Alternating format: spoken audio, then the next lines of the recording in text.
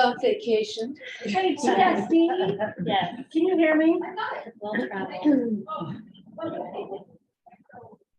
Hi, Michelle, are you there? Michelle Dayton, can you hear me?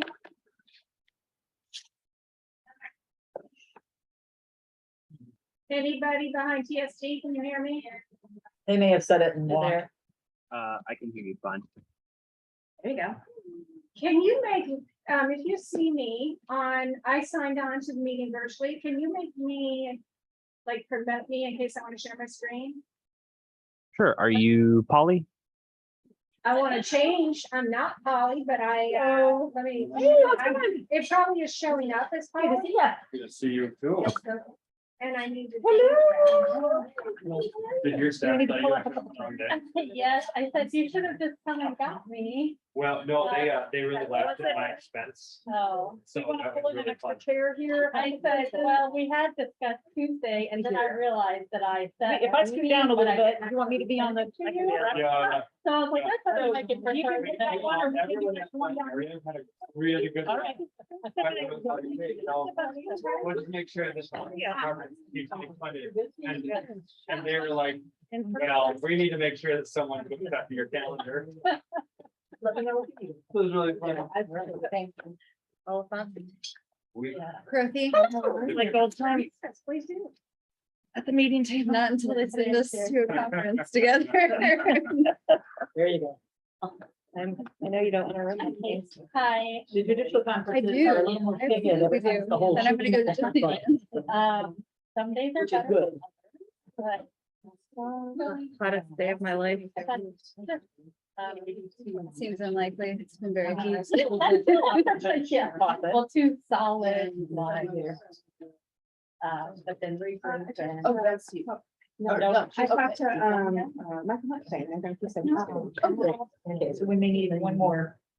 I knew I was smelling something. Margie, is there room for another chair to pull up next in that corner? Your subordinate. Okay. So just dealing with it, and there's a lot of nice and bigger inner like arguing, fighting. I don't know. Margie, did you- Behavior.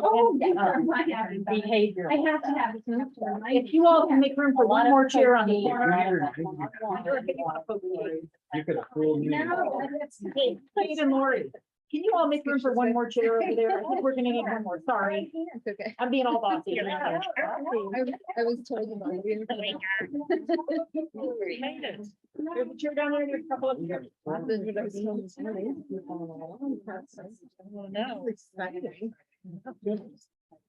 haven't been anywhere in a long time. I love my.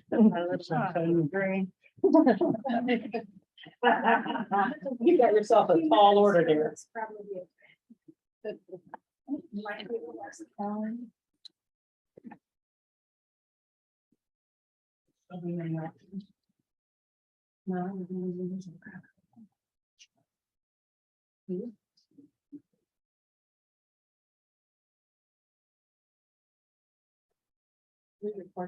Yeah. Yes. Okay.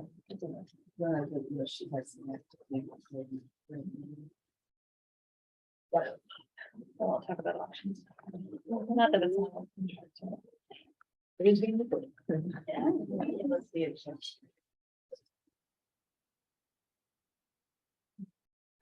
I guess I could go ahead and call to order. Yeah, we got 2 more minutes. Oh, Do you want, we have 2, I don't know if you want to wait. Yeah.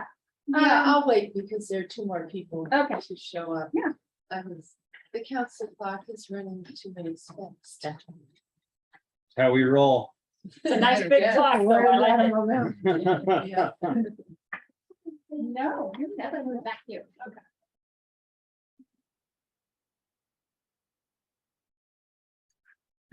Do I need to go print off some agendas for folks?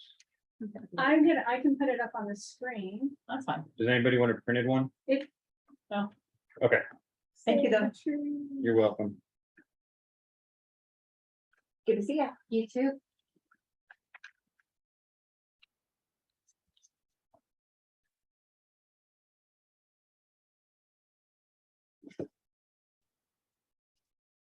How do you like your tablet? I like it. I don't consistently remember to. Is it that one where you hit an icon and it emails it to or does something with it? TSD, do you want to share the agenda or do you want me to share that?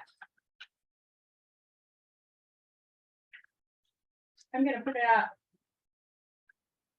There we go. 4:30 now.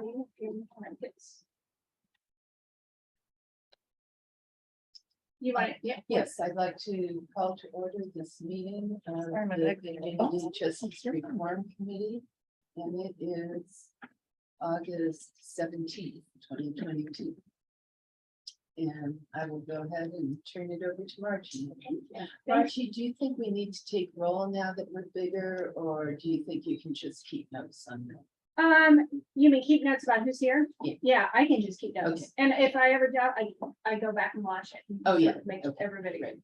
So yeah, I think we'll be good. Now, it might be good to go around the table though, because I heard some introductions before we got here and I know Lori's new to the county. So Peter, do you want to start? We'll just go around the table. Everybody identify Sure. themselves. Absolutely. Hi, everybody. My name is Peter Iverson. I'm on the county council and I'm one of 3 appointees to this body. Hello, I'm Jennifer Crossley and I am county council and also the other person to the county council on this committee. I'm Kara Crosby. I'm a judge in Monroe Circuit Court 8, and I was a public defender prior to becoming a judge. Catherine Stafford. I grew up in Bloomington and I'm a judge. I'm on Circuit Court 4. I am on the civil end of judging, so I hear small claims, evictions, and divorce cases and all sorts of other family fun. And I'm excited to be here. I'm Lee Jones. I'm a county commissioner and I also grew up in Bloomington. I'm Darcy Fawcett. I'm a judge, seat 9. I have a criminal docket. Sam Crowe, Joe Commander. April Wilson, I'm a felony deputy prosecutor and a proxy for the prosecutor's office. Erica Oliphant, Monroe County Prosecuting Attorney. Kate Wiltz, County Council. Corey Kelly, Health Administrator. Is that everybody? I don't think we got this here. Mr. Hunt or Mr. Jones. I'm Dave Jones. I'm a visitor primarily. I'm here as a member originally of the NAACP. There's a seat right up here at the table. Michael, come on up. There's more people. So we've got a few more people coming, but we try to look. We got an extra chair over here too, in this corner that we can use if need be. This one. No, no, no, front we go. Okay. Pull this out of the way. So our agenda is up there and I will feel we are successful today at this meeting if we walk away with an understanding or an idea of where we're going and some ideas or even definite plans for subcommittees. So because this is a newly expanded group, we did start out as 2 commissioners and 3 council members, but we decided that because we're working on a sequential intercept model in order to implement the results of the criminal justice study, that we should expand and have more seats at the table. So this is the first meeting of this expanded group. And Lee and I talked about the agenda ahead of time and thought it would be good to go around the table and one by one, let members talk about, their vision for this group, what you think this group's values, core values should be, and also what subcommittees you think this group should have. It's going to be very hard because we just meet 2 times a month for an hour and a half each time. The real work of this is going to have to be probably done in subcommittees. That's what we thought about the last time. And what those subcommittees should be in order to implement the results of the criminal justice study and improve the functioning, frankly, of community justice. What those subcommittees are is up to you guys to decide. I'm working with the county as a facilitator. My opinion doesn't matter. Your opinions are what matters. And so we want to hear from you about what you think the vision should be. So I'm just going to turn it over to you guys members. If there's anybody who wants to start. Last time I called on somebody and they're like, I don't want to start. So who wants to start? Do we have a volunteer? That's why you have to call on someone. Okay, I'm going to start here then. And you know, to the extent that you come up with some committee ideas, or I'm maybe making notes here, Okay, okay? so I think the first I'm sure. Okay, the first value we need to consider is the fact that right now our jail does not meet certain constitutional standards. So we need to meet a legal framework. okay. So facilities. Constitutional standards for the facility, right? Well, so I'm not an attorney, nor a constitutional law scholar, so. Yeah, I know. Haven't got to that yet. Neither are we, it's all good. So, all right, so the second thing then, I think, is that we need to be implementing portions of the sequential intercept model. This is this, I think this is a scholarly model. I think people that are smarter than me have worked on this. And I think this is part of an evidence-based practice set. And so I think as we're looking at those two items, I think that's going to inform how I think about subcommittees. Should I keep talking or should I pass the torch? I think you can keep talking. Okay, so I think that for intercepts 0 and 1, let me back up, intercept 0, we have a lot of really good work being done in the community with community corrections. We have the Stride Center, we have evidence-based practices in community corrections. Those evidence-based practices include not only the care of individuals, but also an emphasis on equity. And I think that's important to this group as well. I think working with intercept 1 is then law enforcement. I think we need to think about how we're working with law enforcement. And I think that probably includes the individuals that are working in the jail with Commander Crow and the people that are going to be interacting with those who are incarcerated. Okay. Then we get into reentry, and I think that's going to be, that's intercepts 4 and 5 are going to be community corrections again. Maybe the way that we can reduce recidivism, particularly the areas of recidivism that were highlighted in the reports. Okay. And then I think we have intercept 6, which is the one that Eve Hill recommended, and that's more of like society. I think that's where our health department comes in. I think that's where we think about models of justice that can be more community oriented, health oriented, that sort of thing. Okay, great. That's great. That is a model response. I appreciate that. He talked about facilities. Now, let me ask Peter, would you see a committee, a subcommittee of this group working on facility issues? Absolutely. Okay, And I think my answer to that is informed by the tours that Commander Crow has organized. Mhm. As we've gone around and have seen other facilities, and as we're going to see additional facilities, I think there's some pretty clear opinions and standards that we can adhere by, and I want to leave that up to the people that are working there. Make sure that people like our staff aren't walking 17 miles a day. Yeah. Making sure that they're safe, those sorts of things. okay, okay. Okay, anything else you want to finish up before we pass the torch? I think we should pass the torch. Okay, and I am going to periodically take pictures because I'm short and I'm missing the top third of the board, so I'm gonna need the space again probably.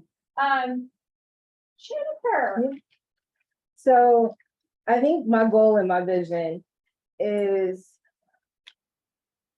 for this committee is to obviously and hopefully work collaboratively together in tandem with basically all of us are missing puzzle pieces to this table that intersect. But I will say, in looking at this table, I know I said it at last meeting and I'll say it again, is that I feel like we're missing a city voice in this as well. As somebody from, I don't know, from BPD also would be here as well.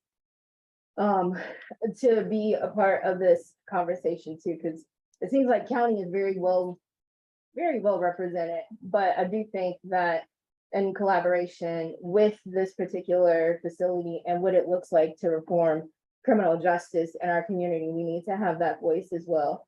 And then when I think of reform, I'm also thinking, and in terms of, you know, a new facility and things like that, I do think that this committee also needs to think about what it means to have a new facility. What does that look like? Oftentimes we've heard in various presentations, you know, Monroe County is, oh, we're, you know, looked at as, you know, the nice shiny button of other different counties, but wouldn't it be really great to take that and put that where our money is?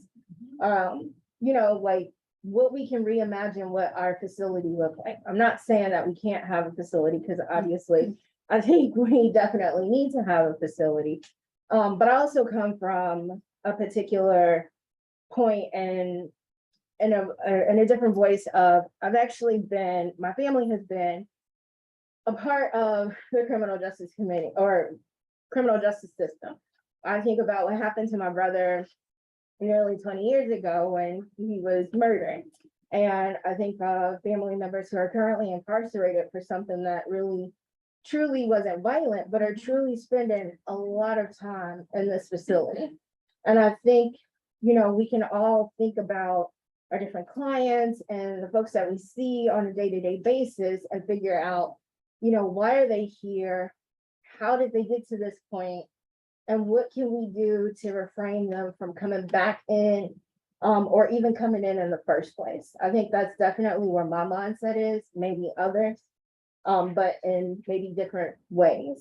So I definitely think of how we can do that. And then the biggest thing for me is mental health and substance use disorders. Margie has sent out the article that was in the Herald Times, and I saw a piece and John Oliver, who's a comedian / talk show host, talked about how, you know, mental health facilities are looking as though they are just the core cell, if you will, to hold people who have mental health and substance use disorders. I think the article you sent said 75 to 80% are of those that have those types of disorders. That's a big number. And I think that in terms of what that means is, if we break down subcommittees, I think that would be something that we can work with Commander Crow and looking into that, because I think we also should focus with some of our professionals here as well. Decriminalization of mental health and substance use disorders, and trying to fund more of those programs, or have different types of programs that we can have more in our community that would lower that of our percentage of those that are in jail that are from substance use and mental health disorders. So can I cut you off? Are you saying, when you say decriminalize mental health and substance use disorder and work with Commander Crow, are you saying, I want to make sure I understand those programs in the jail? Do you also want to see community programs? You're seeing both Yes. programs in the jail plus Yes. community programs? Okay. Because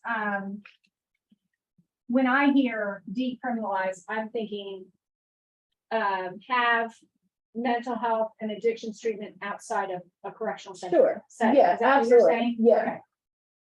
Okay, gotcha. Okay.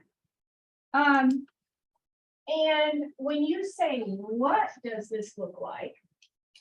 Are you also thinking that this committee would inform or recommend, like, kind of a design and what the elements are? How does this committee talk about what the facility looks like? Is that left up to the commissioners and architects, or does this committee have a role? I think the committee has a role as well, because personally, I don't think we want to have this huge hunk of big facility by any means, but I think we need to truly think about, what this facility looks like if we're truly working for reform. Okay. And reform community justice, Mhm. not just sort of criminal justice, but reform, like Judge Stafford's gonna talk about, I'm sure evictions and her experience. as Absolutely. well. Oh, I'll be Okay, talking about it. Yeah. Gotcha. And Okay. then just one more quick thing is, in different subcommittees, the other types of people that should be here. Mhm. I also think of those that have been previously incarcerated. That lived Those experience. voices are definitely, should be at the table, and those that are family members that have, or currently that are in, the facility too, because I think what the facility looks like versus, I just have a lot to talk about that, but, I do think that we need to have more community members be a part of this, and obviously in subcommittees as well. So people with lived experience in family on committees, we would have a facility committee, or at least inform, make recommendations about the facility. Missing, the city, would you see the city, would it be a good place to put some city people on committees, I would say, subcommittees? yeah. Okay. Okay. Anything you wanted to say you haven't yet? Dr. Touch? Okay, great, awesome. I'm trying to write small, so sorry if you guys can't read it. Is there anybody else that wants to volunteer right now? Because something she said like, aha, I want to piggyback on that. Anybody? If not, we're just gonna go down the line. Okay. I'll just round out the council portion of the input here. I also echo the support of including voices from the city administration / Bloomington Police Department. I would go further than just subcommittees. I would put somebody on this body from the city. I think they have enough of a vested interest and experience that we would benefit from their presence. And I also think that someone with lived experience in our jail, in our system, not just any, would be a welcome addition. On CJRC. I think so. Do you want them off, these two, city and lived experience, also in subcommittees too? The more the Yeah. merrier on Okay. everything, but those, I'm just wanted to clarify that I thought they should be on this body. Gotcha. Okay. No. it's fine. So COB, do you have an opinion about whether the person from the COB is staff, like staff or elected official administration, like mayor side, or council or BPD, or do you have any specific thoughts on that? Who is the COB representative? Well, I think BPD specifically, and I would think that maybe someone from administration or I mean, it almost doesn't matter to me. It's more about who the city would like to have represent their views and perspectives. Okay. Any thought about any other subcommittees or values or direction?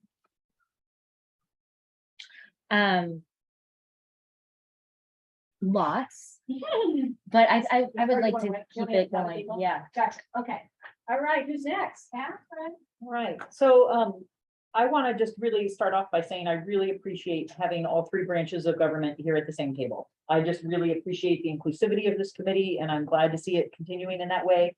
I think we are going to get a much better result with all of us giving our input, and in fact, other people also bringing in their input.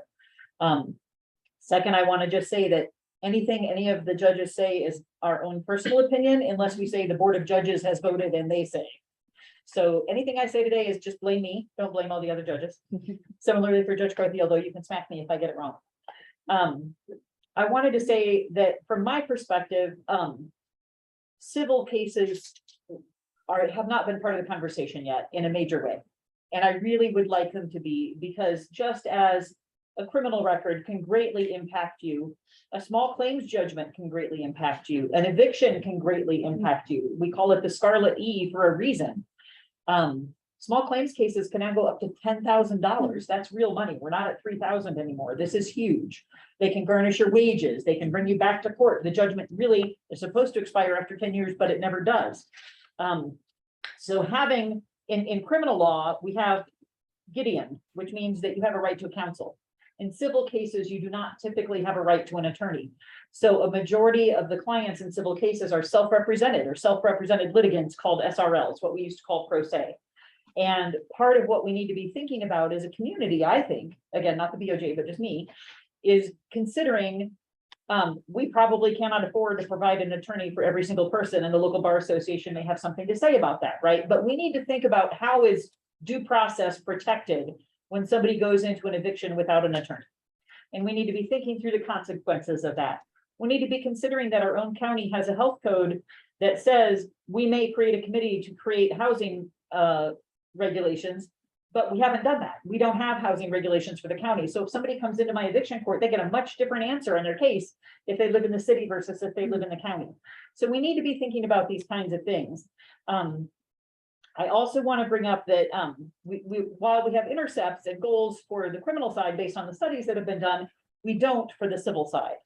And there have been 2 studies that have been recently done through exhaustive work through committees appointed by the Indiana Supreme Court. And those, I'm happy to share the results. Those are 1, the Family Law Task Force, on which I was honored to serve, and 2, the Civil Litigation Task Force. Both reports have just come out in the last year and a half. Both are drafted by a wide variety of people in the legal system and participants in the legal system throughout the state of Indiana. And both set out several goals for improving due process in civil and family cases. And both recommend things like a self-help legal center where somebody could go and get some quick legal advice in the justice building, in the courtroom, before they go into their case, even if they can't have a full-on attorney appointed like you would a public defender. So I would love to share those. I think I've sent them to Margie already. I'll be happy to share them. You know, in 2021, where our case numbers were a little bit down still because of COVID, we had 6,500 civil cases filed new. And that doesn't even count the 20-year-old divorce that we're still litigating over because the kids are dealing with college expenses. So that's not just cases, that's just new cases. Family cases never die. I would propose for a subcommittee something focused on civil justice. And I would love to see on that committee local attorneys who commonly represent both plaintiffs and defendants. I think it'd be critical to have a representative from, for example, the Monroe County Apartment Association, as well as people from the District 10 Pro Bono Group, Indiana Legal Services, the Trustee's Office, Middleway House. I deal with a huge number, and so does Judge Crothy, of orders of protection cases and other things like that. We're active on the Monroe County Domestic Violence Coalition, but I'd love to see those voices at least at the table for that subcommittee. I also want to just throw out, and again, this is just from me, not from the Board of Judges. I feel like we're on a path where it's being assumed that the courts and the jail will be co-located. And obviously that decision is not up to me. That's up to this group and to the people who are paying for it, which is not me. But I would like to put out hey, let's think more about that before we make that assumption, because I have some concerns about the health of downtown if the courts move because of the number of law firms and offices that are dependent on law firms that would then more likely be considering moving to wherever the courts are. I have a lot of concerns about litigants' ability to get to the court building if they're coming from a shelter or from Middleway House. Right now they can get to the court building. And if it's where the land has just been purchased or offered, et cetera, it's going to be much, much more difficult for them to get there. So that's just, I just wanted to put a pin in that and say that's something to, at least I want to have more thought about it. Thank you all very much for the time. That's awesome. So we've got perhaps use what the state's already done, since Right. we haven't done our own study. Use the state's Civil Litigation Task Force and Melee Task Force, their results. Consider a self-help center wherever the civil. courts- Recommended by both task By forces. both, okay. And have a, so it sounds like you also want to talk about facilities where. they're Absolutely. located, what they look like. Because there's a lot I have to say about when you walk into the Justice Building right now, for example, there's an information desk that is loosely staffed with a person who doesn't have a lot of information to give people. She can tell you what courtroom to go to. Yeah. And I would like to see instead you walk in and there's a front desk that says self-help center. And they will help you with picking the right form, signing up for either a free 30-minute advice session with a volunteer attorney, maybe paying a reduced fee to a private attorney to come in through a partnership and having a 2 to 3 hour consultation to be scheduled later. How do you get help getting to Zoom into a court hearing? Yeah. All of those kinds of things. Here, you want to file a case? Great, here are the forms. Now let me show you how to file them. Well, and that's where things like counsel in the court could be ready right We, there. we have counsel in the court, and that could be built into this model as part of it. And we also have something that's been very successful that we started in 2019, pre-pandemic, called the Eviction Prevention Project. And that has a 3-legged stool model where people come in for eviction cases and they get to talk to an attorney for a few minutes, at least, 5 or 10 minutes. It's better than nothing. Yeah. And then they get to go to a mediation with the other side, where they can come up with an agreement. And then if they do, we can approve it. And then they don't necessarily end up with an eviction on their record if they agree to voluntarily move out. And the reason for people who are either watching or at this table, the reason an eviction matters is because you're not eligible for certain kinds of assistance once you have an eviction on your record. Not only that, but every landlord in the state of Indiana knows to go to My Case and look up a person. And if there's been a case against you, they're not going to rent to you when we have a 97% occupancy rate in the county of Monroe. Okay, so, okay, so that's good. Did I capture everything that you were thinking about? Oh, probably, but if not, I'll come back to you. Okay, and, okay, so that's all good. I'm gonna start on this side and then because I worked down a race once I get there. So who else wants to? Julie Thomas. Let's hear from. Hey, thanks.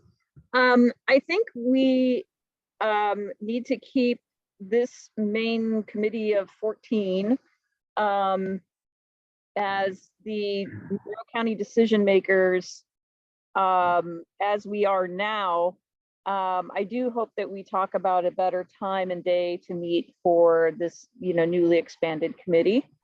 Here's the way I'm thinking about it. I would love to see a Google spreadsheet somewhere where we can all input some of these ideas about how to proceed and how to get subcommittees going. And I like Peter's idea of focusing on the intercepts, and it's something we can all see and visualize and understand, and adding that 6. But thinking about 3 main categories, this is what I had in mind. Who is being served and who should be served by each intercept, and using that to bring people in from the community to provide information. Who is doing the serving? Who are the service providers, right? So that, for example, if we talk about the construction of a facility, we're thinking about the people who work there. So who serves? And also who is impacted. And this is where we talk about the experience people have, the impact on families of incarceration, on employment, on housing.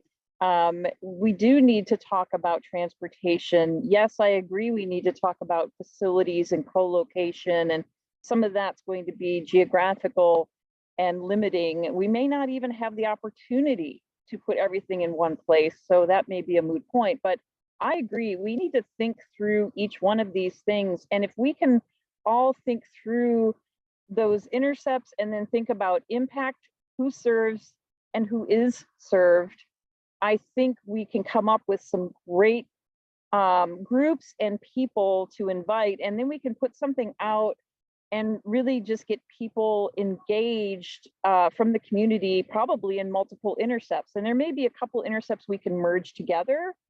But I really feel like that would, as long as we keep those 3 things in mind, I think we're going to have a good target audience for our subcommittees.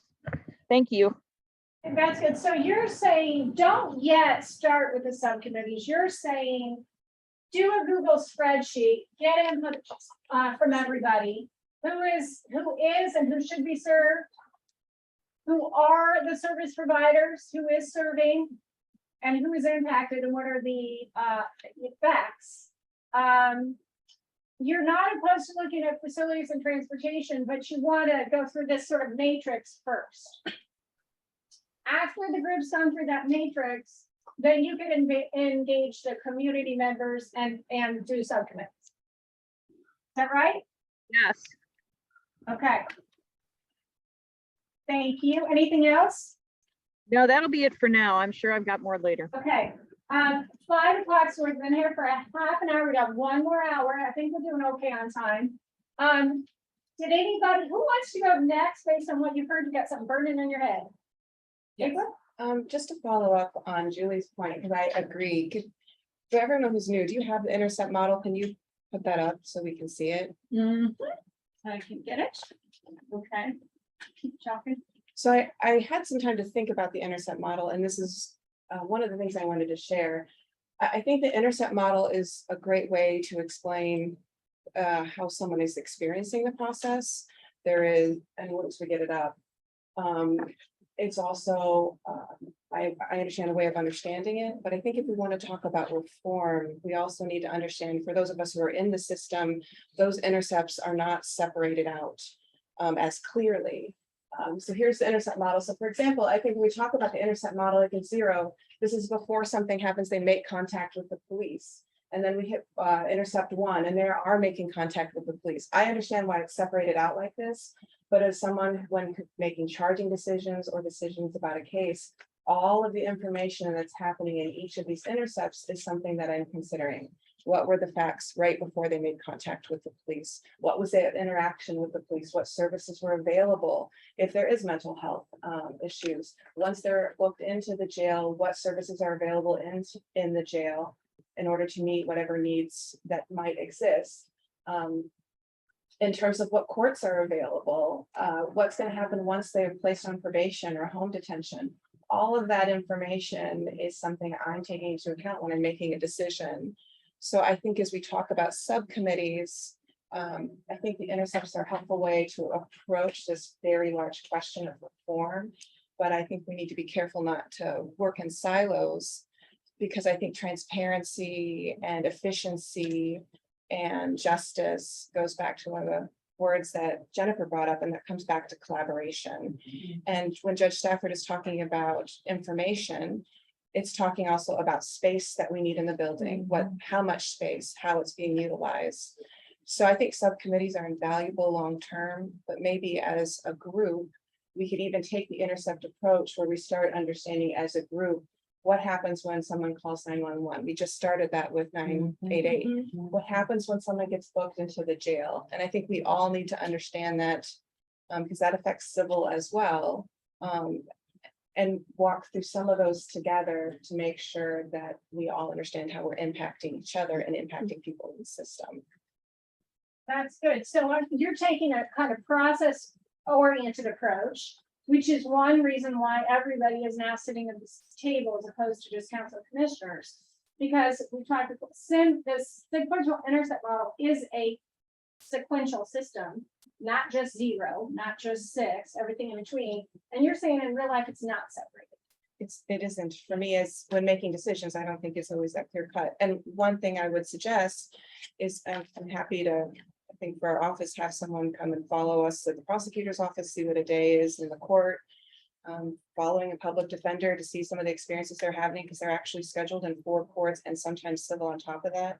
I'm sure speaking with the civil judges and seeing what their day is like and some of the space requirements and programming that they need would also help understand what type of facility or long-term building. While we're on prosecutor, Erica, you two guys, anything else that you want to say about that? I think April's gonna serve as my proxy overall. I think I can probably make at least 50% of the meetings because I do want to be engaged. I think it's important, but I think April had some ideas, so I would defer to her to see if she had her goals and values. Oh, yeah, it's transparency, efficiency, and justice. And with some values, I think transparency includes data that was noted in this survey, in the report. Making sure we have accurate data. I talked about doing a jail tour for the Monroe County Jail for everyone. Intake, making sure all of us are spending time in the court system. And I think- Transparency, efficiency, and what was the third one? And justice. Justice. because I think justice encompasses understanding before and after someone makes contact with our system. Gotcha. I think that's all great. And I think transparency is something that we talk about a lot. And it's a hard nut to crack in a way. Take a picture, because not everything we do is constantly done in a public meeting. There's decisions everybody is making on a day-to-day basis, not in a public meeting. So the operations are going on a day-to-day basis. And how do we bring those actions back to inform the work of this committee? And also, how do we do this work here in public without a shadow government operating behind us that's trying to do the same thing? We just have to be, I think, figuring out how to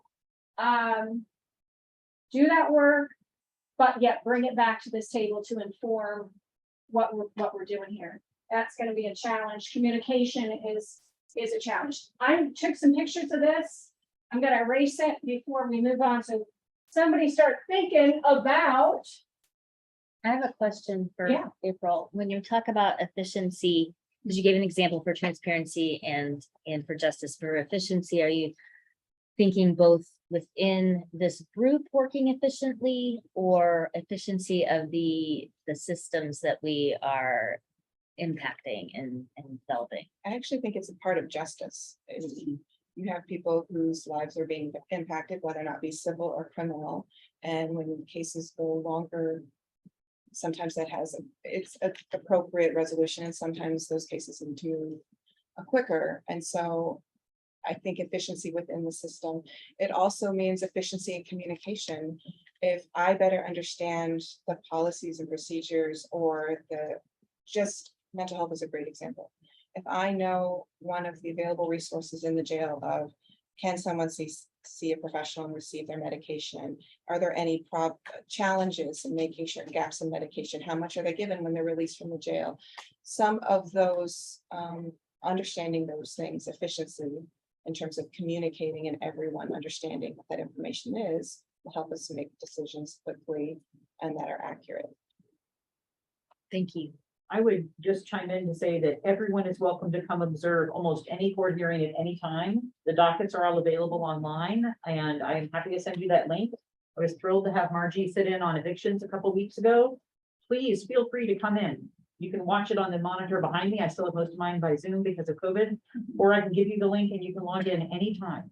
The only ones that are confidential are sometimes name and gender marker changes or some particular kinds of chins or guardianship cases. It was good too to see how closely the criminal system and the civil system are interacting. Absolutely. Peter. I'll also point out that in the Ken Ray report, he pointed out that efficiency is something we need to work on as well. Yeah, and they also talked about case management. Sure did. In terms of data, like knowing what are our standards, like what are our times, and how is that comparing to a state and national level. You know, and maybe having we talk about wanting to have some specific action items. Maybe we could have the people who are already working on data. And I know that this is something that Miriam Beaumont is working on.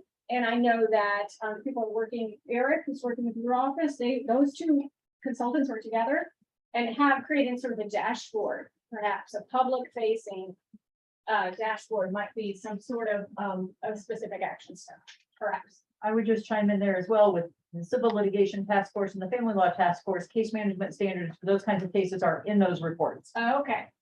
And And we collect data in Quest through community corrections and yes, Yep. we just heard some great information at the Community Corrections Advisory Board /JRAC about the data that they're collecting. And I know Mim, who's Miriam Beaumont, said we are collecting some jail data as part of her work. I don't know how much jail data. So finding that out and sort of having a centralized justice database, is that kind of not heads nodding?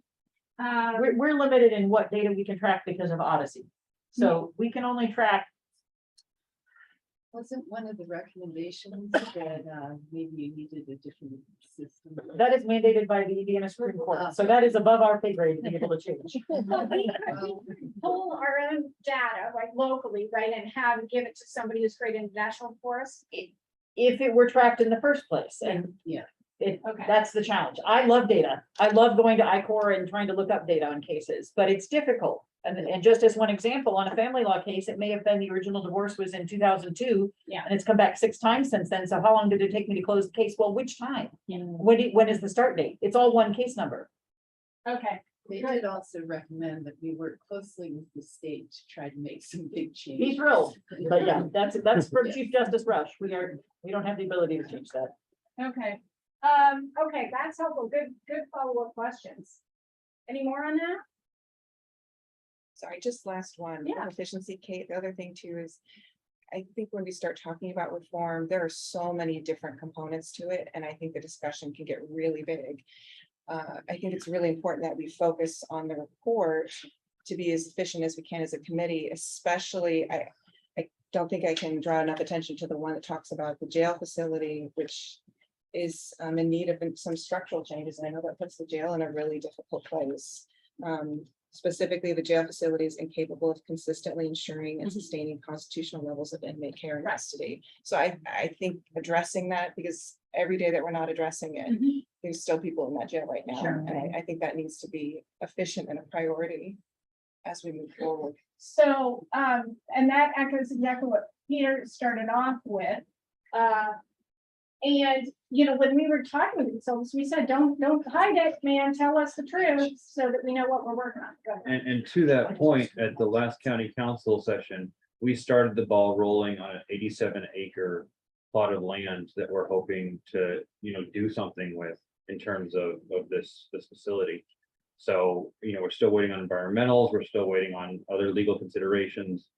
But 87 acres is going through the process, and we're gonna fill it with something. And can you help me? One of the meetings, we talked a little bit about how transportation has their own contracts. So in order of getting someone to be able to reach a facility for busing or transportation, is that part of the process, or is that later in the process? So I think a lot of, I will speak to kind of what I know Yeah, I is, don't understand. that Bloomington Transit is its own entity. Okay. So it's not an entity of the city, it's not an entity of the county, it's its own entity. And they have their own strategic plan, they have their own council that they retain, and I think that's a conversation that we're gonna need to have. Certainly, that might be a stakeholder that we're gonna need to pull in. We might want to pull in. Thank you.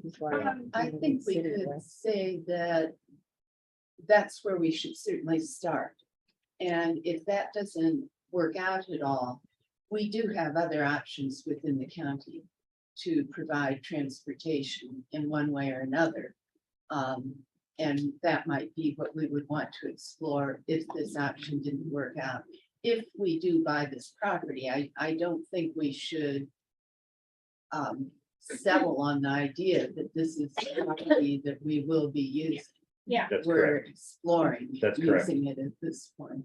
Thank you. And also back to Bloomington Transportation, that entity was, as Peter says, it's a different, separate legal entity, get their own money. They do have a board that's appointed by some city members, or the city appoints them. And however, the city council has the legal authority to expand the boundaries of Bloomington Transportation right now. If they wanted to, they could. Now, obviously, funding is always the problem, but they could expand the boundaries. That's by city council by legislation. So to the extent that getting to a new facility is outside city boundaries, that could be fixed by the city council passing legislation to expand the boundaries, assuming that there was money. But to be clear, this particular location is within the city boundaries. It is.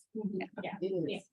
And there isn't currently bus line going there because there's nothing there. But there's I a should house. imagine once things are there, the city would decide that they should run bus line to it. Okay. There's a hospital here, though. Yeah, yeah. there's a I mean, to say nothing's there. is letting I off think the the hook. hospital is in the county. Ah. And So it's across the street. yeah, So it'd be handy to have a bus there. So, Lee or Lori or Michael, Carol, Darcy, anybody want to jump in here? I can add something to what April said. Oh, go ahead, Sarah. Just about problem solving courts, which I haven't heard any discussion of that yet. We do have 4 in Monroe County and it's Judge Deepak. I think is doing all of them. Yeah. But if anybody wanted to come observe problem solving courts, because when I was a public defender, Eric and I were on the drug treatment court team. And there's a lot of, evidence-based practices applied to those courts that show that in general, when someone's in drug court, I think you're not supposed to keep them incarcerated for more than, 3 days. Because once you're incarcerated more than 3 days, then it starts sort of a downhill spiral of, job loss of housing, family trauma to families of people incarcerated, so. Is there anyone? I remember that number being 6 days. Oh, Erica says 60, okay. Okay. It's been a few. But it isn't that many. I Yes. mean, it's for the reasons Kara says, it starts to have a like downward impact on their progress and success in the program. Who's keeping track of that? Who's keeping track of like, hey, Margie's been in the jail for 7 days? she said- Probation department. Okay, so probation is one. It's keeps in track of that? Quest. Yeah. Okay, so probation, so they would have that. Mhm. Okay. And I got the 4 courts. Are these our 4 problem solving courts, mental health? Yes. For veterans and family? Not family, it's, Re-entry. Re-entry. in fact, family courts have been recommended by the Family Law Task Force as a family problem-solving court, looking at the interaction between things like substance use disorder, eviction, criminal actions, and CHINS cases, and how to take a proactive approach to the whole family. Yeah. And we do not yet have in Indiana a family court problem-solving model. We have a CHINS dependency court family model that several counties have established, including Bartholomew County, but we do not yet have that in Monroe County. So we do not have any civil problem-solving courts at this time. Okay, so maybe we'd have to work with the state to do that, but add. the Yes, family and that's a longer discussion. Got it, okay. Sam had his hand up. Yeah, we talk a lot about the inmates and their constitutional rights. I think we also need to talk about the staff. The jail, although it's on the 4th and 5th floors, a penthouse, it is a dungeon. I was talking to one of my officers today. If you want to make a cup of coffee, the coffee pot's on the north end of the building, the water's on the south end of the building. You want to wash your hands before you get something out of the refrigerator, we have 3 bathrooms, the entire jail. 2 of them are in control rooms, 1 of them's on the south end of the building. So I think we need to think about things to help the staff out, to make them feel a little bit more comfortable. Okay. And retain good Yeah. quality And staff. retain staff. So I think that's really important. And then there's been a lot of other good ideas in here, you had some wonderful ideas and some wonderful things. And I think with the intercept, based on how it's handled in one intercept, it affects how it's taken care of in the other intercepts. So we have to be able to collaborate, communicate, and work together. And I think that's something that we really don't do a very good job of within the county, is working together. So I think that should be a goal. Love it. And your idea of having the space, I want to come talk to you. Because I Anytime. think that's something that we need to start in the jail. I think the jail could have a mobile version of that. Yes. Maybe we have an arrangement for especially people who are, of appropriate safety to come down 1 day a week and have those consultations. The judges would be thrilled because then they wouldn't be filing random lawsuits that don't make any sense, or at least less so. Well, and the inmates will ask us for Right. paperwork. And you don't know what to An do. attorney. Right. It puts all of our staff in a bind when we don't have a self-help center, because jail staff are being asked this, court reporters are being asked this, the clerk's office employees are being asked this, and they can't give legal advice. Is part of that too, having mobile advocates, so we always talk about meeting people where they are. Sure. So. I've talked a lot about a divorce van that would take a group of law students and volunteers and attorneys and go around and help people file for whatever they want. Maybe we call it a civil justice. Yeah, I don't think one that might get, that's too severe. instead. Like a Scooby-Doo looking van. Yeah, like a bookmobile. It's a courtmobile. It's a courtmobile. That's a better word. Okay, okay, the court mobile. Our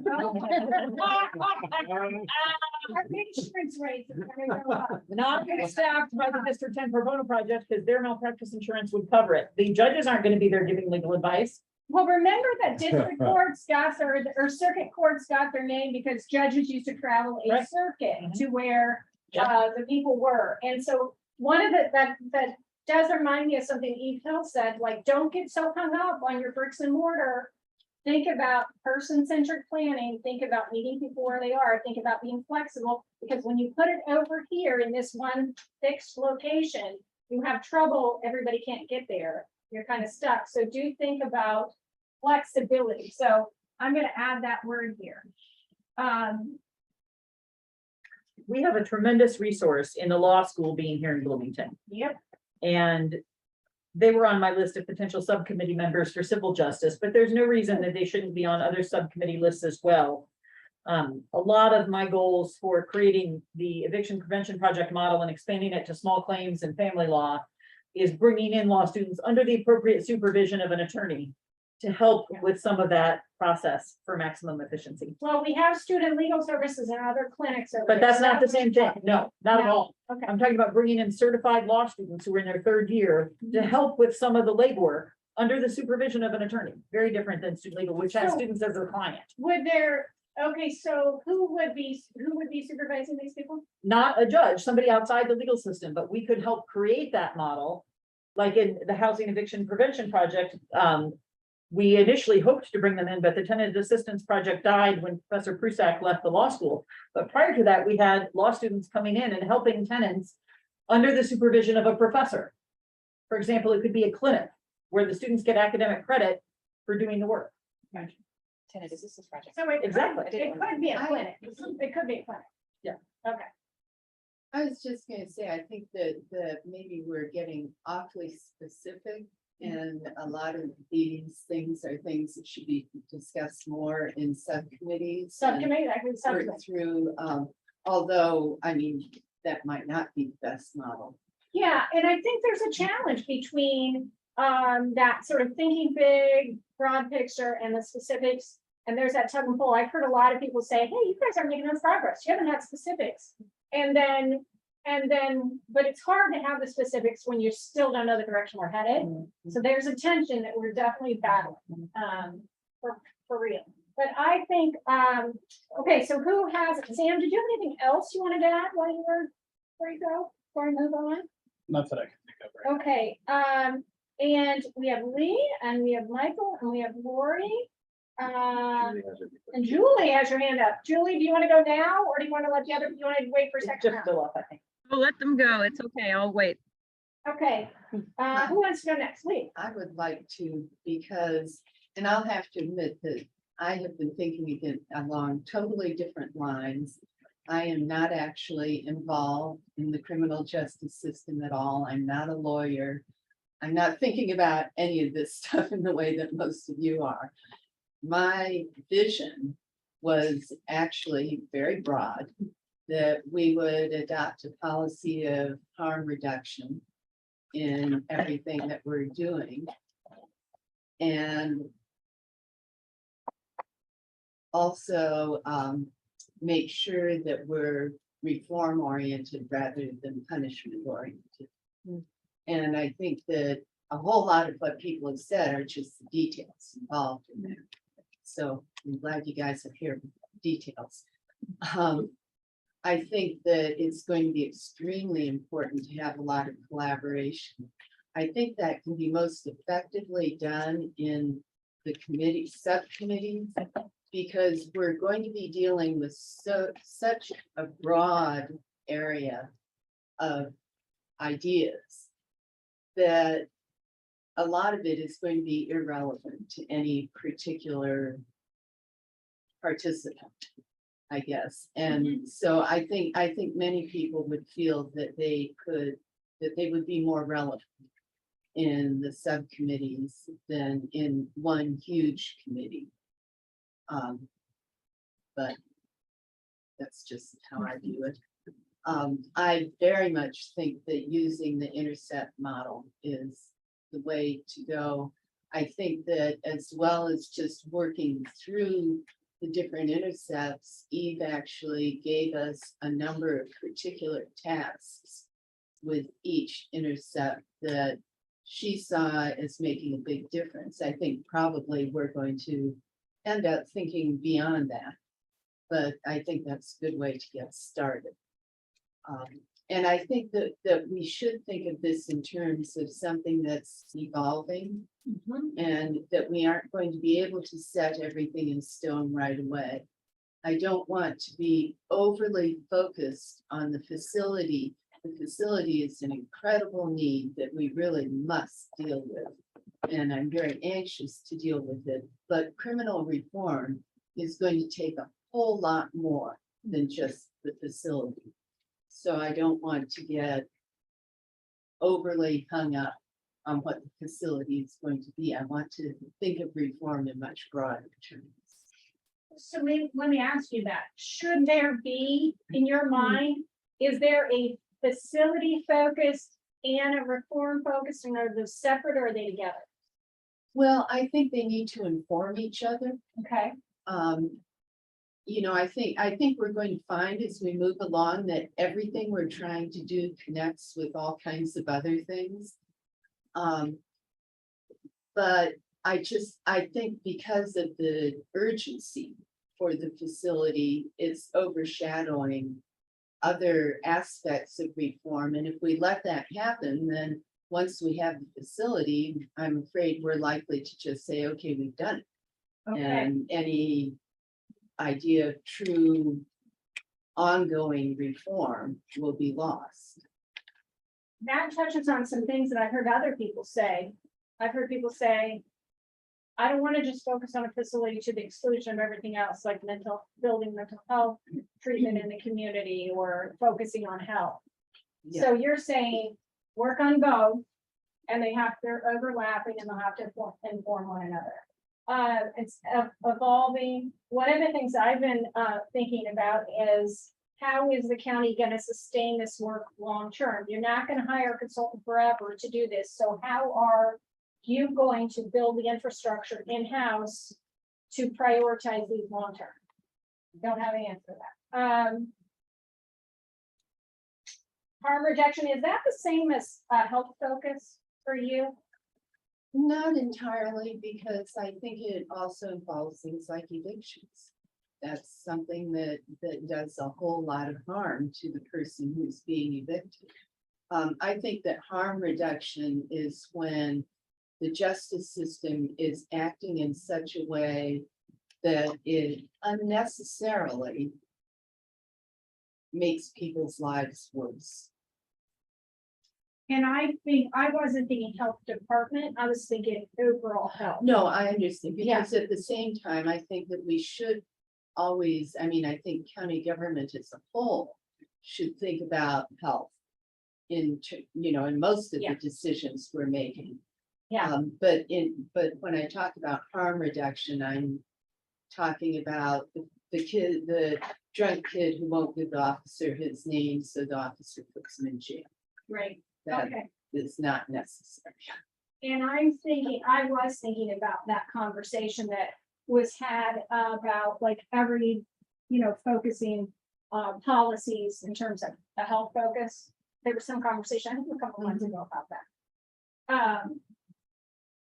And I think it came out of the Community Voices for Health project that is also overlapping with this work. Okay, anybody, I'm gonna erase this here in a sec. 'Cause I'm gonna, unless somebody wants to have this up there for the memory. I've got Ellen We're right hoping here. you're going to send us. I am, I would say yes, but I want to make sure I have more room to write, so I'm taking pictures so that I can write. Who's going next while the teacher's erasing this? Anybody else ready to go? Yeah, you want to say something? I would, if it's appropriate. I introduce myself as a visitor. I certainly need to identify myself as a newcomer, and you'll see that in what I want to, what I'm about to say. I agree very much with what Lee said, and it ties in, I think, with a lot with what Jennifer was saying, and I have some thoughts along those lines. But I would like to go back to facilities, sorry to say, because I have one comment. Again, I'm a newcomer, so please give me the right to speak unrealistically, and please inform me. But so Peter's comments stimulated some things that I wanted to suggest, and I hope Commander Crowe will appreciate what I'm about to say. But in reading the Ray and Hill reports and other documents, other input, the challenge is daunting to meet the needs of the communities, the community people that we serve. And so I would like to make a comment about facilities, perhaps before we go too far down the road, and block ourselves in a way that might constrain us later on. But again, this may be wildly conservative, not conservative, wildly unrealistic. We're talking, what's on the table right now is the possibility of renovating the existing facilities. And well, I think along with the prospect. Can I stop you real quick? We already shut down Ken Ray's idea of renovating. Okay, good. Yeah, that's Well, not happening. Well, if one could have thought about renovating those facilities for special needs. And of course, building the new site to address special needs and the general kind of public in the jail. But in thinking about this a bit, and actually in conversation with a friend who's a former state policeman and then Department of Justice official involved in some related activities, we sort of wondered, again, this is the out of the box kind of thought, but I'm very aware that you have responsibility for very difficult cases. People who have really protracted, almost we don't want to use the word intractable, but nearly intractable kinds of problems. Are those the kinds of problems that should be addressed locally? What about advocating for a model of regional centers that are especially designed to meet the needs of inmates who are profoundly mentally ill, profoundly addicted to substances, and particularly violent criminals? Is it unrealistic for us to expect that using our new facility, or even if we were using renovate, now I understand that's not to happen, but even if we were to try to use both local facilities, is that even reasonable? And it goes to the values Peter raised of maintaining constitutional expectations and meeting the needs of your staff, but also meeting the needs of inmates as well. So I'm gonna, that's good. I'm gonna write that down as consider who is in the jail. And perhaps, and I think regional centers is something the state has actually brought up as an idea. And and that is something I think to think about. I've heard some local pushback on that. But I actually want to pivot from you, Michael. I'm gonna put you on the spot, if I can, as the public, as chief public defender, representing the people that, and you guys have, your office has a high number of the cases, right? The people that are in the jail, you guys represent those. So do you have a thought on that at all? About the facility, about this? What are your thoughts? There should be regional. Whether we, can we deal with special needs cases differently, not here locally? Can we deal with them somewhere else? I'm wondering your thoughts about the facility and our priorities. and that particular topic. And if you're like, hey, I don't have an idea, or I don't want to share, just whatever. No, but as I understand it, the report says we need a new jail, so that's what we should consider. When we modify the entire other system, we've talked about that for 40 or 50 years, and we have groups like this. And we pay consultants to come in and tell us, okay, we should do this, and you can do this. We get everybody together, then they say, well, we can't vote because we have elected people, and some judge or sheriff says, I don't want to do that, then they just then stop the whole thing. You can vote all you want. If they say they're not going to do it, they're not going to do it. So you can, that's admirable to try to fix the system, but it becomes, you need a new jail. And now how, some years ago, we bought, what, 90 acres down there? And we got another consultant team. We paid them a bunch of money. They designed a campus. Yep. Because we were gonna put juveniles and mental health and work release in a jail. And fine, we got the bill and everybody said, we don't have that. And so it comes down to money. It almost always. If we've talked before about putting mental health people, sending them to the hospital, well, then the hospital has to decide, do we have a team that can look at these people and where are we gonna put them if we think they should stay in? We don't have a place in the hospital, or they may have one jail cell. So you need to involve the hospital. If you're talking about police agencies, you need to involve more than just the sheriff and the city. You need to involve Ellisville, you need to involve the state police.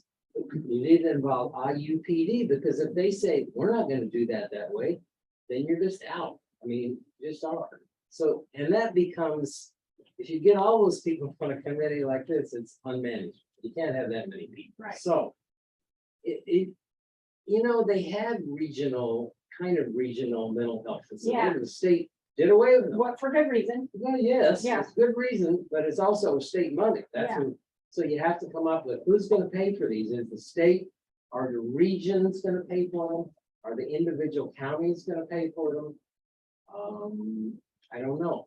The other thing that involves is if we have people in those institutions, then we have to go see them. Yeah. Or Yeah. you can Zoom, but that doesn't work good. So you have to go see them, and if you want them before a judge, you either have to Zoom it or bring them here. That involves transportation. So I don't know the answer to all that, but I think you should work on it. If it's already decided we're gonna build a new jail, then you need to kind of concentrate on that. What are we gonna do?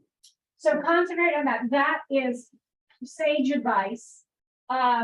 And one of our county council members just sent us the book that was written about a PhD student did a dissertation on this effort. And he's now teaching Eastern Kentucky. And I think you guys have a link if you want to buy that book. I bought his 2 books and I'm working through this one. And essentially, in a nutshell, it is just saying you're going to build a campus and do this new way is it's the same game, a new name. And you're just sort of, you're not really changing your model. You say focus on a new jail. And you also say, include the hospital, law enforcement, all these branches of law enforcement. Would you see these guys on subcommittees? Yeah, I don't think you can have 80 people here in the committee. It doesn't work. Okay, This is. okay. So do you think subcommittees actively working between our 2 meetings and then reporting back might be a good way? You don't care, okay. Who's gonna pay, always the big issue here. And I think that's important. We have been talking about this for a long time, and that was one of the topics that Laura Lane was writing about recently. It's like, hello, I've been reporting on this for 20 years. What are you people doing? Well, the other thing is, that, we worked, I don't know, 2 or 3 years. Because we had a facility to do a work release. out. Yeah. It was there. And we decided the county could buy it, do bonds and things. What happened? We couldn't staff Yeah, it. There wasn't enough money to hire enough people Yeah, it was a good, Joyce Pullen was commissioner at the time. I was kind of trying, we could buy it pretty easily, or they were gonna give it to us, but we didn't have the operational costs. Right. Thank you for that, Lori. I'm using green. No, I'm using green because your name is Lori Kelly Oh, okay. and it's like Kelly Green, okay? So Lori, you want to tell us your thoughts? And Sam, I'll get back to you. I saw your hand raised, unless it's real quick. You want to say it real quick? Just about a regional area. Yeah, The inmates are the responsibility of the sheriff. So if you make a regional campus someplace, who's in charge of the inmates? Who's in charge of the cost of medical care? What if somebody is injured? What if someone dies? I don't think any sheriff would want to take on the responsibility of inmates, especially the worst inmates in the jail, being put in a regional area. So I think that's totally out of the question. I did hear that idea from somebody else who's a criminal justice professor as well. Of like, hey, and those liability issues and whose liability is all done through a contractual arrangement, like, hey, you're gonna take, these are what you sign up for, this is what you don't sign up. That's the lawyer's right. And that's what, you use to hold up when you say, hey, it's on you, man, you took that when you signed that contract. Lori. Yes. So I don't know that I have a real in-depth or good summary kind of my thoughts, but I have just some things that have come to mind to me through this conversation and just, hearing more from everyone else. In my mind, I guess, with my background and just my thought, I'm thinking of like a health-focused framework that's collaborative efforts. I think that it would be really important for everyone to be open-minded. Transformative changes, and that's for, again, longevity. When you say longevity, is that the same as saying like how we're gonna sustain this work? Right. Okay. So taking the time and the attention to really looking at the details, collaborating well, and figuring out how, just to sustain the efforts long-term, not quick fixes or quick solutions, but really those transformative changes for the community. When you say a health-focused framework, can you elaborate a little bit more what you mean? Well, I think looking at the different areas of health, and then if we're talking about subcommittees, for example, or looking at behavioral health, mental health, substance abuse, then really getting into details of those key areas and addressing those from a smaller focus, but then how does that fit in with looking at it from that macro lens? Okay. So, one of the things I want to point out to everybody is that the report spoke a lot about addiction and mental health, both its reports. And part of the community health improvement plan that the health department is already working on has a substance abuse and mental health subcommittee that brought in Centerstone, licensed social workers who are providing treatment here. Trying to think who else was on it, but you already have a committee going. Yeah. It was informed by a whole county-wide community health process where people from the community said, what are the top 10 issues? And they narrowed it down to 3, and none of those with substance and mental health. The committee met for the first time today. Rather than reinvent the wheel, it may be that we want somebody from this committee to start working with that subcommittee, because they already got, they were like, okay, who's at the table, who needs to be at the table that's not here? Their focus is mental health and substance abuse. I would suggest that that might be a good way. Do you want to talk about that, your committee at all? Sure. So, I mean, I think it's just different key players kind of in the community coming together, having those different experiences to say, how can we each work together with our experiences and with our backgrounds to come up with, good solutions. Talking a lot about, the access and how do we, fix some of those problems. but really looking at, it was interesting to get all of the different perspectives. I think that it's just going to help make more informative decisions about what really are these issues. There were a couple people, I sat in on that, because when I went to the Community Health Improvement Plan meeting that was in Fountain Square Mall, that was the subcommittee I signed up for. Largely because I'm on the Community Voices for Health project, but that was an area of focus. I knew that would be coming up here, so I want to hear about what was said, but you did have a couple people with lived experience on that committee too. right? Yes, yes. Okay. Anything else you want to share? Well, I mean, I think these are some of just my kind of perspectives, coming in kind of new, looking, from the outside. Even during the interview process, I'm looking and I'm kind of digging into the details and I'm going, well, what about mental health? That's such a huge issue. Like, what is the health department doing to address that? How are they working to help people get connected with those resources? So to me, I could see a gap that, in my opinion, looked like it needed to be filled. Okay. And I think that that is just one of, one of the pieces to these problems when we're talking about the criminal system. Thank you. Now, I know Julie's on, Julie's been waiting patiently to say something else. Julie? Yeah, two things real quick. I also want to remind everyone that the state is supposed to be addressing mental health issues at next year's legislative session. So, who knows what will come out of that? I know we can't rely on it, but we also need to be aware of that. I think it was really interesting to hear, and this is why I raised my hand, the idea of, oh, come and see what we do and see how we work. Well, we can't all do that, and the public can't do that.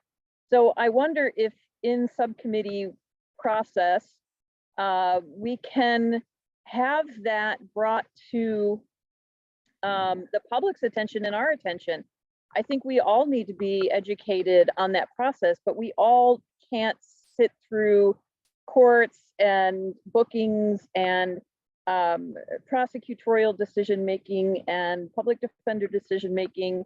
And certainly the public won't have the opportunity to do that. And I think we could all learn a lot if we could have some sort of tutorial or something brought to us or to subcommittees so that we can all learn what we need to know. But this is all going to inform those suggestions about, we need space for, as Sam was pointing out, how things are set up and how the facility is set up. And I think that's why I talked about who is being served, who is doing the serving, and who is being impacted as ways to think through where we need to gather information. Thank you so much. So, okay, so from here, we've got 10 more minutes. And we've got these ideas, but I want to sort of walk away with some thoughts. I've heard a lot about a facility committee. Now, speak now and tell me if there, and I'm gonna address this to the commissioners. Oh, I knew what you were gonna say. I'm reading Angie's mind, and let me see if I got this right. The commissioners are in charge of facilities.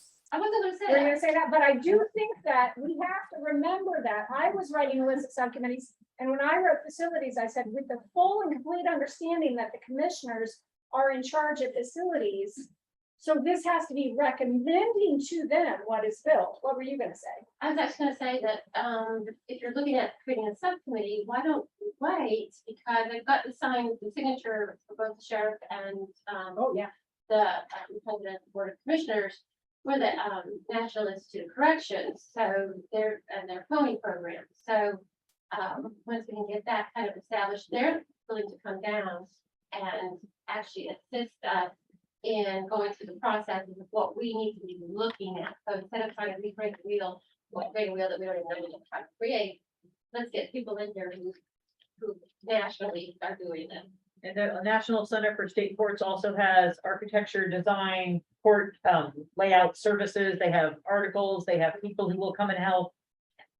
For all of that, for the courtroom side of it, National Center for state courts. State Court, okay, and would you guys see a committee working on those correctional and, I mean, would they sort of tackle courts and? Might be easier to separate them, but that's up to wiser minds than mine. I would think it'd be easier to separate them, like, if you start to muddy the water. Okay. In my opinion. One, okay, and tell me, are they gonna, I've heard that this group might be thinking about, because it's on their website, says you have 4 people, are they gonna let us have more than 4? I haven't had an opportunity to ask them that because I've been on the signed letter.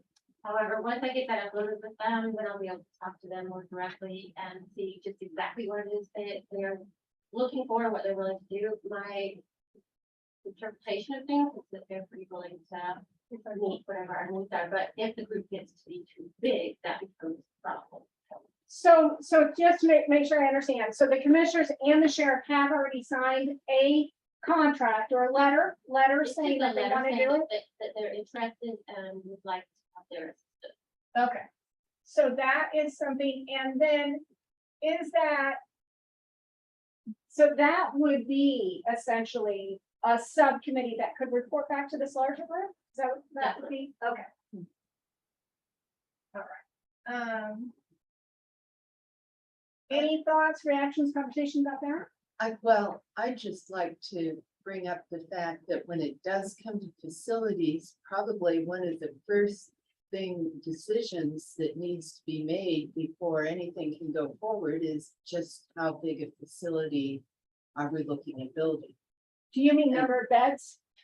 Yeah, Okay, which is a pretty concrete thing, and we can look at it in a number of different ways, but I think that before much of anything can be done, we need to make a decision along those lines. and is that a philosophical decision?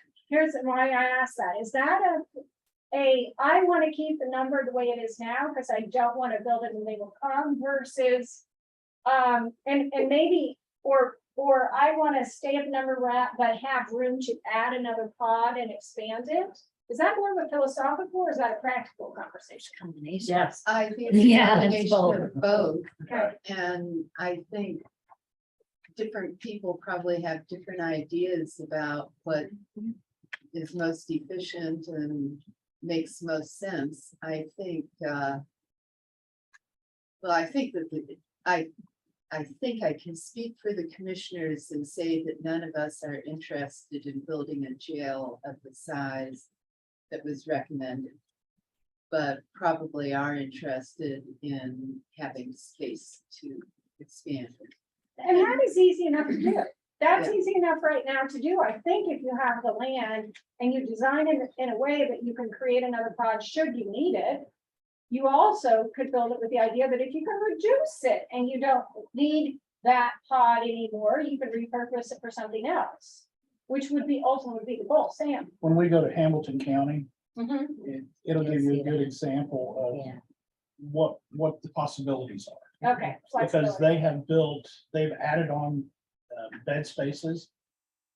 The outside facade, but then they left one portion where they can add on another 125 beds or something like that at a later time. Maggie, Yeah. Mhm. Yeah. just consider- Margie, that's okay. I go by everything. Margie, I'm Marcy, sorry, Maggie, Marcy, whatever. Go I have to ahead. be careful how I proceed from this Yeah, point on. sure. Because I'm not the sheriff, so I'll make that crystal clear. But if I was, Ruben Marte, by the way. I thought everybody knew you can rewind say, Yeah. state police. One of the things that's just Sam just said, as far as the Hamilton County Jail, I asked the superintendent for the state police to come down and talk to this group if you choose to. Hear him, and he's willing to do it. 2 reasons why. One is he built that jail and was the sheriff there for 8 years. Number 2, once he finished his term there, he was asked by the consultants who worked for them because the jail was it was built with such efficiency. So if you could see it and visualize it, it probably give you a better idea. Because at the present time, what I'm hearing right now is that everything that I've heard right here, right now, talking to division people in Bloomington is a very good idea. For example, That organization is right across from the jail, Stride. Stride, when I met with Stride is just what, 3 people? That's small, but it's a good beginning. But when I talked to the president of Pete, the president of Cook, how is this going to sustain itself? He has some ideas, but actually has another year left. Yeah, That's right. right. So if that is the case, and this is great, don't get me wrong. But when I took the tour of the jail, that's the urgency, immediacy, and I agree with Michael. Is it Michael? I'm learning all these names, I apologize. If what I heard was correct, that this was discussed years ago, 40, 50. and we're here now. I wasn't around then, so whatever mistakes was made back then, we needed to make sure we repeat it now, because it will catch up again. Okay, that's what I'll say on that. As far as the facility itself. And I know people cringe when we talk about size, but the size is not for the beds. The size is to have multiple programs in the facility. Yeah. When I met with New Leaf, New Life, that's a small group as well. Stride is a small group. Big Brother's a small group. I'm missing a whole bunch of other programs that are so spread out, but it's not encompassed as a one-stop shop. If we could succeed, do that, that is great. Now, I'll finish with this. The reason why I'm saying what I'm saying is because I have the luxury of traveling throughout the state and meeting multiple sheriff departments, multiple. And I can tell you the ones that work really well, the ones that do not work well, just by the mere fact of walking in and seeing what you see and how people are treated, and how the inmates talk about the jail itself, okay? Because I talk to them as well. And one of the things that's common denominator is that if the ones that are very successful are the ones that have all the programs right there, hopefully they don't get there, because this is what this group is trying to accomplish, and that's phenomenal, okay? Both can be done at the same time. New jail and what you're doing here is great. But if they do get into the jail, our whole job at that given time is to make sure before they leave, that we give them every opportunity not to come back again. Yeah. Okay, so the organization that I forgot to mention was Howard. That was another issue. And also, Centerstone. And Centerstone said to me, one of the problems that we have with the jail is no offense to you, Sam, because you do what you have to do with what you have. But when a person goes in there, they have 7 medications. And we don't know what medication they're on, because we just don't know. Right. And we put them on something else. Now it's just like the whole circle again. So what I'm hearing is a bunch of big pieces of the puzzle that we have not sat at the table like this and put it all together and see who is going to do what and how we're going to divvy it up the actual responsibility, because it's doable. For an agency to deal with so many different things as the state police does, I can assure you it could be done. However, if we repeat the same mistake from the past, I'm sorry, it's just not going to work. So, in my humble opinion, but again, I am not the sheriff. No, I think that's great. And what you're talking about is something we talked about, a continuum of care. It would be lovely if you didn't have to fall off your medications as soon as you got into jail. That's If what there they say. was some clinic, we used to have volunteers in medicine, now we have Health Net. It's doing street outreach and there's some clinics. So how do we make sure that from a health perspective, we are sharing, at least have, and I know there's releases and all that sort of stuff, but how do we try to keep the person on this solid sort of healthcare? What other jails have done is they have a mini clinic within the jail and staff. Yeah. That have by Indiana statute, that as a doctor, they could contact wherever they were released from, or wherever they were speeding for. For us, it'd be easy. Centerstone, we just go to Centerstone and find out. I can't get that information, but another doctor can. Sure. That would be right there, side by side with us, and that'll take care of that particular part. Right. And I like to remind people that the county council's been very generous in terms of budgeting for mental health and physical health in the jail. And so, making sure that those dollars are well spent and that we're getting the bang for our buck. I think that's important. Now, tell me this, you said something I want to follow up on. You mentioned about having this the Indiana State Police Superintendent come down to talk to us. That's something Angie has mentioned too. This time is precious. We have 3 hours a month together. Do you want that done in part of this meeting, or would you want to do that as a separate meeting, or thoughts, Kate? Well, I was actually going to suggest that it be part of this meeting. And when Julie was mentioning the resource that she mentioned that now I can't even remember, but oh, she was saying generally speaking, instead of job shadowing, because some of us This one can't here. do that, that we become informed here on site in some way. And I feel like that's something this whole group could benefit from rather than just in the subcommittees, and that education component keeps us all able to take that information back to the subcommittees. Anyway, that I've been kind of sitting on that, so sorry, it was jumped. So get informed here at in CJRC, have those sorts of tutorials here. I know what I was gonna ask you. We had at one point, the commissioners were poised, ready to go to work with Indiana Institute on Disability and Community to do a jail survey our inmates. It was like $5,000 to do a survey. They have this, professional survey that was used in other countries that they sort of calibrated to us, modified it. Angie and I worked with them. I wrote the contract. We had the funding ready to go. We didn't do it. Is that something, when you say you want inmate feedback, what do you think about if let's say the world aligns and you become the sheriff of Monroe County in January, would you like to either have the results of that survey? Would you step in the door, or would you like to do that or do you think it's too late? If I was the sheriff, Uh-huh. one of the things I would like to do is just take certain steps and assess the situation, what's taking place. I already can tell that we need a new jail because of what I'm looking at. I mean, that's just a given. Yeah. So obviously, at that given time, we have workers, staff, and the inmates that are in an environment that's not healthy. So I already know that. I already know the Yeah. answer to that. However, in the future, my experience has been, if you walking around among inmates, they're not bashful. They're gonna tell you, Yeah. this is lacking, we don't like this, the food, whatever the case may be. SAM job is to know that response. So do we need someone from outside coming and telling us? I don't think so. What's your opinion? When Ken Ray came through the jail, within 5 minutes of being in the jail, he said the exact same thing that I've known for years. So, I mean, we're in there every day. And so another way I'm saying it is, Right. best would know. We don't know any of this at all, and there's no real. You are separate authorities. There's no real reason to share this information with We'll fix that. us. And, If I'm sheriff, we'll make sure that you're aware of you need to be aware of what's going on. I mean, there's no way we go do our jobs to a certain degree if you're not aware of it, okay? And all the city councils. I'm Sorry, county council. gonna play devil's advocate too and say, sometimes I think it might be a good idea to have an outside entity looking in and sort of, giving you, doing an independent analysis, because what you may, not that you're not telling the truth, but you come from a different perspective.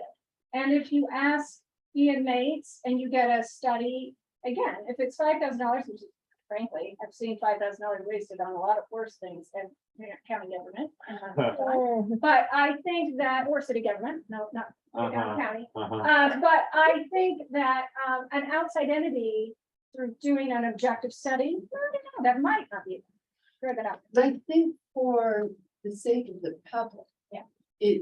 To really proceed with any of this, we need to have the public support. We need to have them behind us, agreeing that it needs to be done, and hopefully agreeing to the direction that we're trying to move in. And the public wants to hear from outside sources. They don't necessarily trust any of us to not be kind of looking at things for our own benefit or whatever. And from my point of view, if this is what the group wants to do, so be it. In the time frame that I've been meeting with people here in Bloomington, the community, and other people throughout the state, okay, the very specific here in Bloomington. Yes, people are thirsty for information, but once you explain to them, because Sam knows more than all of us at this point, he lives with that every day, he works there. if I have Sam beside me, and I'm sitting in front of people who are saying, listen, this is what we're facing, this is what we do. I want to inform you of what we're doing. The people here in Bloomington are not bashful. They will push back if need be.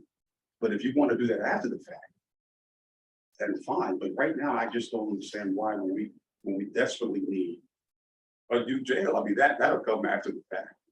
If I'm not, hopefully I'm saying it properly. I'm not. Yeah, Jennifer, and I know Kate too, you want to say something? I was just gonna say real quick, like I absolutely agree with Lee. In that aspect, and as a new person on the council and thinking of community and talking to community as much as I have been, this is really consuming me because this is really something that I'm passionate about, near and dear, and I think all of us are, or else we wouldn't be here. But I do believe she hit the ball. She like Nail on the head. yes, that's what I was looking for. Yes.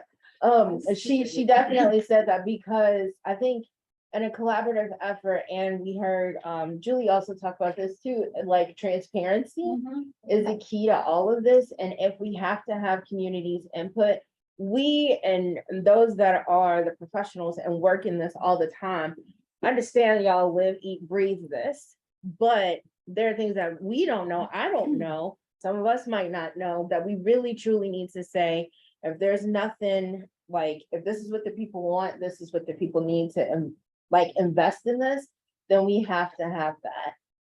Okay. It almost sounds like we need to have almost a show and tell from our different offices on what things are like. So maybe we do one or two of those each meeting. Right, Okay. exactly. And Kate, were you gonna say something else? I was, but it's 10 after 6 and Yeah. I don't think it's that. Okay, sounds good. I will, type this stuff up. Why don't you guys, I know we want to get going, so I do want you to think about Julie's matrix idea. Sort of how to think about this. And we're gonna need to find a new meeting space, which is gonna have to be the Nat U Hill room, because this room is too small for us. Our Mondays, who can't meet on Mondays at 4:30? Here, is anybody unable, because it would be like perfect if that would work, because the Nat U Hill room is open That every. would also avoid the judicial conference. Yes, if we could meet our next meeting, which is the first, we meet the first and third Wednesdays, which would be September 7th and September 21st. The Nat U Hill room is open from 4:30 to 6 and we can meet there. So Anybody like got- between, Budget hearings are. Yeah, well, September 5th is Labor Day as well. it's, September 5th is like, September 7th. Right, but if we're talking about Mondays, Oh, yeah, duh. Okay, thank you. Okay, so yes, and so do you want to meet here again, September 7th and 21st, and then in October, assuming that the room is available starting in October on Mondays?